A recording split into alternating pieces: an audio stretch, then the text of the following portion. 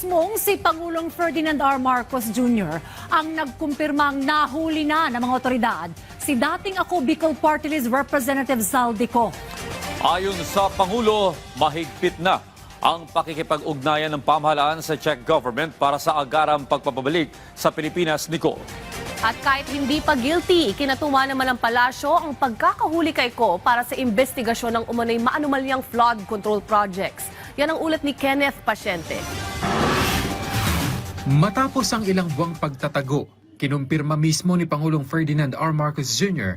na nahuli na ng mga otoridad ang pugante at dating Ako Bicol Party List Representative Zaldico na itinuturong isa sa mga pinakamalalaking isda sa likod ng katiwalian sa mga proyekto kontra baha. Ayon sa Pangulo, naharang si Ko sa German border matapos itong pumasok mula sa Czech Republic. Hindi anya ito pinayagang makapasok dahil sa kawalan ng proper documentation, kaya ibinalik sa Czech authorities kung saan kasalukuyang nakadetine si Ko.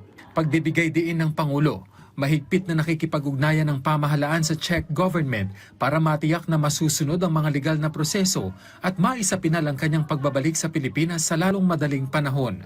Bagaman hindi pa itinuturing na guilty, sinabi ng palasyo na ikinatuwa ng Pangulo ang pagkakahuli kay Ko dahil marapat lamang na ito ay maimbestigahan, lalo't itinuturing itong pugante. Definitely. Dahil sabi nga po natin, ang utos po niya, managot ang dapat na managot. Kung isang tao po ay may warrant of arrest, fugitive, cancel ang passport, sino po ang hindi matutuwa na ang isang taong fugitive ay maibabalik sa Pilipinas para managot? Natanong din ang palasyo hinggil sa mga unang pahayag ni Ko na nagdadawit sa Pangulo sa isyu ng korupsyon at kung handa ba ito sakaling mabanggit siya sa posibleng tell-all ni Ko oras na makabalik ito sa bansa. Ang dapat na tanong dyan ay kung handa ba si Zaldico na magsabi ng katotohanan. Kung handa ba siya na sabihin kung sino. Kung hindi natin sinasabing siya'y guilty. Kung sino ba yung kanyang mga nakasama. Ang Pangulo, ulitin po natin, ang siyang nagsimulang magpa-imbestiga ng maanumalyang flood control projects. Siya ang nangunang magpa-imbestiga ng di umanong korupsyon. Ang Pangulo ay handang makinig sa lahat ng maaaring sabihin ng mga taong involved at dapat na managot sa batas. Matatanda ang umalis ng bansa si Ko noong kalagitnaan ng 2025 para umano magpagamot, pero hindi na muling bumalik matapos buksan ang investigasyon sa mga proyekto kontra baha.